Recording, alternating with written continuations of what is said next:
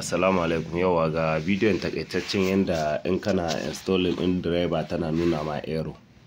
Na farko bari in yi yadda kowa zai gane. Na farko in kana da irin wannan windows din ka shiga setting, masu jin faransanci parameter, ka shiga setting haka yanda zai zo da sauki. Akwai yanda ake yin shi ta shortcut, amma mu za mu yi shi ne haka saboda masu wanda ba za su iya yin shortcut ba. In ka shiga security update and security din ne, ka shiga recovery. Gashi nan inda aka sa recovery, recovery. Gashi nan inda aka sa recovery. Yawa gashi nan za ka shiga inda aka sa recovery na. Yawa an ka shiga recovery sai ka taba restart now. Za ka yi restarting nata. Gashi za ka yi restarting nata. Mu yi haƙuri ta kunnu. Ka yi haƙuri ka bar ta haka ta buɗe da kanta.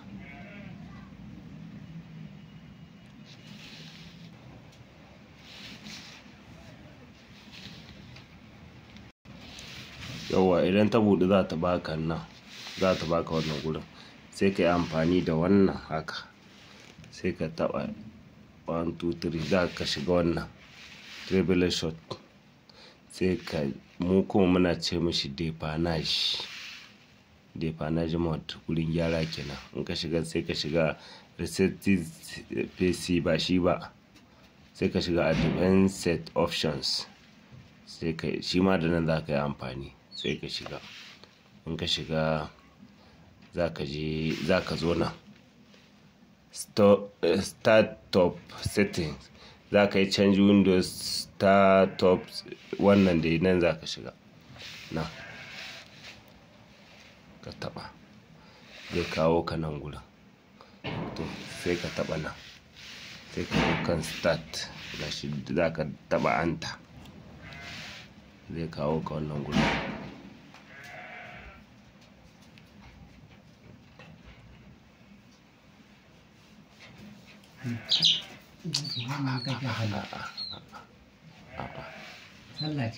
Sai ka taba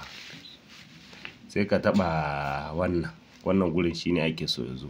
In yazo za ka taba F7 din, wani F7.